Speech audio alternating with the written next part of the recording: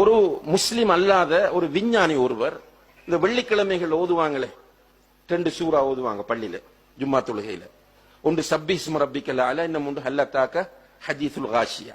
இந்த ஹல்லத்தாக்க ஹதீசுல் காஷியாவில் பின்னால வருது அஃபலா யன்துரூன இலல் இப்லி கைஃப குலிகத், ஒட்டகம் எவ்வாறு படைக்கப்பட்டுள்ளது என்பதை இவர்கள் பார்க்க வேண்டாமா, பார்க்க மாட்டார்களா என்ற ஒரு கேள்வி. அந்த விஞ்ஞானி யோசிக்கிறார், அரேபிய பாலைவனத்திலே குதிரை இருந்தது, ஆடு இருந்தது, கழுதை இருந்தது, இப்போ பல மிருகங்கள் இருந்தன. அவற்றை சொல்லாமல் ஏன் ஒட்டகத்தை அவர்கள் பார்க்க மாட்டார்களா என்று ஒட்டகத்தை தூண்டப்படுகிறது என்று அவர் யோசித்து விட்டு ஒரு ஆய்வுக்கு இறங்குகிறார். அதை கொஞ்சம் தேடி பார்ப்போம் என்று ஒட்டகத்தை அவர் ஆய்வு செய்கிறார். ஒட்டகத்தை பார்த்தால் அவர் பிரமித்து போகிறார். முதலாவது, நாம் ஒட்டகத்தை எப்படி புரிந்திருக்கிறோம் என்றால், பொதுமக்கள் ஒட்டகம் தனக்கு தேவையான தண்ணீரை பல நாட்களுக்கு குடித்து வைத்துக் கொள்ளும் என்று. அவர் அது பற்றி ஆய்வு செய்யும் போது அவர் ஆச்சரியப்படுகிறார். என்னென்றால், ஒட்டகத்தினுடைய செல்கள் இருக்கிற, செல்லுனா கலன்கள். நம்முடைய உடம்பு சில செல்களால் உருவாக்கப்பட்டது. அது மாதிரி ஒவ்வொரு படைப்பும் செல்களால் உருவாக்கப்பட்டிருக்கும். ஒட்டகத்தினுடைய செல்களை, அந்த கலன்களை எடுத்து ஆய்வு செய்கிறார்.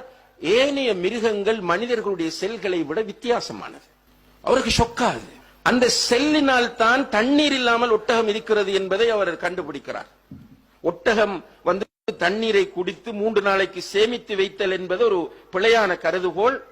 இதுதான் அதற்கு காரணம் என்று சொல்கிறார். இன்னும் தேடுகிறார். தேடி பார்த்தால் ஒட்டகம் பாலைவனத்தில் போகிறது. இப்ப நீங்க ஹஜ் உம்ராவுக்கு போனா, சில நேரம் மக்காவில் இருந்து மதீனாவுக்கு போற வழியில பாலைவனத்தை பார்த்திருப்பீர்கள். வெறும் மணல் நிறைந்த பாலைவனம். அங்க அரபு நாட்டில் இருந்தவங்களுக்கு தெரியும், ஒரு சீசன் வரும், சாண்ட் ஸ்ட்ரோம், புழுதி சூறாவளி அடிக்கும். அப்ப பாலைவனத்தில் இந்த ஒட்டகம் போய்கொண்டிருக்கும் போது புழுதி சூறாவளி அடிக்கிறது. ஆனால் ஒட்டகம் கண்ணுக்கு எந்த பாதிப்பும் இல்லாமல் போய்கொண்டே இருக்கிறது. ஒட்டகத்தினுடைய கண்களை எடுத்து பார்க்கிறார். ஒட்டகத்தினுடைய கண்ணுக்குள் ஒரு லென்ஸ் இருக்கிறது. சுப்ஹானல்லாஹ். ஏனைய மிருகங்களுக்கு இல்லாத ஒரு லென்ஸ் ஒட்டகத்திற்கு இருக்கிறது. அந்த லென்ஸை ஒட்டகம் என்ன செய்யும், புழுதி காற்று அடிக்கும் போது அப்படி எடுத்துடும், கண்ணுக்கு பாதிப்பில்லை. சுப்ஹானல்லாஹ். ஆச்சரியப்படுகிறார் இந்த முஸ்லிம் அல்லாதவர். இன்னும் இன்ட்ரெஸ்ட் வருகிறது, தேடுகிறார். தேடினால் ஒட்டகம் பாலைவனத்தில் போகும்போது ஒட்டகத்திற்கு தேவையான உணவுகள் என்று புண்ணாக்கு அதெல்லாம் அங்கே கிடையாது. பாலைவனத்திலே முட்புதர்கள் இருக்கும். அப்ப இந்த ஒட்டகம் அந்த முட்புதர்களைத்தான் சாப்பிடுகிறது. பொதுவாக மனிதன், மிருகம், பறவை எல்லாவற்றிலும் அவனுடைய வாயின் உட்பகுதி சாஃப்டானது. இப்ப நமக்கும் சின்ன ஒரு மீன் முள்ளு கூட குத்தினால் காயம் வந்துடும், பல்லு பட்டா காயமாயிடும். என்றால் நம்முடைய உடம்பில் ஆக சாஃப்டான பகுதி வாய் உள்பகுதி. அதே போலதான் மிருகங்களுக்கு. ஆனால் இந்த ஒட்டகம் முட்களை சும்மா சிம்பிளாக எப்படி சாப்பிடுகிறது என்று அவர் யோசிக்கும் போது, அந்த ஒட்டகம் போய் ஒரு முள்ளை கடிக்கிறது. கடித்தவுடன் அந்த முள்ளு அதனுடைய உதடுகளில் குத்துகிறது. குத்தினோன்னு ஒரு சுரப்பி சுரக்கிறது. சுரந்துடனே அப்படியே வாய் திமுத்து போகிறது. ஒட்டகத்தினுடைய வாய் திமுத்து போகிறது. ஆச்சரியப்படுகிறார். இன்னும் தேட வேண்டும் என்ற ஆசை அவருக்கு வருகிறது. ஒட்டகத்தினுடைய வாயை பார்க்கிறார். ஒட்டகத்தினுடைய வாய் அமைப்பு எப்படின்னா, பெரிய வாய், நம்முடைய கை மாதிரி. கீழே ஒரு நெல்மணியை போட்டால் இப்படி கையால இப்படி எடுக்க முடியாது.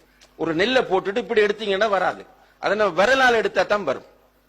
ஆனால் ஒட்டகத்தினுடைய வாய் நம்முடைய கை மாதிரி இருக்கு. ஆனால் இப்படி போடப்படக்கூடிய பொருட்களை எல்லாம் எடுக்கிற அளவுக்கு அதனுடைய வாய் அமைப்பை அல்லாஹ் படைத்திருக்கிறார் என்று ஆச்சரியப்படுகிறார். அதற்கு பிறகு இன்னும் அவருக்கு இன்ட்ரெஸ்ட் ஆகிறது. பார்க்கிறார் ஒட்டகத்தின் குளம்புகள், பாதம். பொதுவாக ஒரு மாட்டை நீங்கள் இந்த ஒரு ரஃப்பான தரையில் துரத்தினால் வேகமாக ஓடும். கடற்கரையில் கொண்டு போய் மாட்டை துரத்தினால் ஓடாது, புதைந்து விடும். என்னால் அதனுடைய பாதம் அப்படித்தான் டிசைன் பண்ணப்பட்டிருக்கிறது. ஆனால் ஒட்டகத்தின் பாதம் இதற்கு மாற்றமாக அமைக்கப்பட்டிருக்கிறது. பாலைவனத்தில் அந்த மணலிலே புதையாமல் போகக்கூடிய முறையில் அது டிசைன் பண்ணப்பட்டிருக்கிறது. இன்னும் இவருக்கு ஆச்சரியம் வருகிறது. இன்னும் தேடுகிறார். ஒட்டகம் என்ன செய்கிறது என்றால், அந்த காலத்தில் இருந்த பெரிய வாகனம் ஒட்டகம் தான். மக்காவில் இருந்து பாலைவனத்தின் வழியாக ஷாமுக்கு செல்லும், பலஸ்தீன் ஏரியாவுக்கு போகும்போது காற்றடிக்கும். அப்ப கால அடையாளங்கள் எல்லாம் அழிந்துவிடும். எல்லாம் ஒரே இடம் மாதிரி தான் இருக்கும். எல்லாமே போன ஒட்டகம் அதே வழியினால் திரும்பி வரும். சுப்ஹானல்லாஹ். எந்த வழியால் அந்த ஒட்டகம் போனதோ அதே வழியினால் அந்த ஒட்டகம் திரும்பி வருகிறது. இது எப்படி சாத்தியம் என்று யோசித்து பார்க்கிறார், ஆய்வு செய்கிறார்.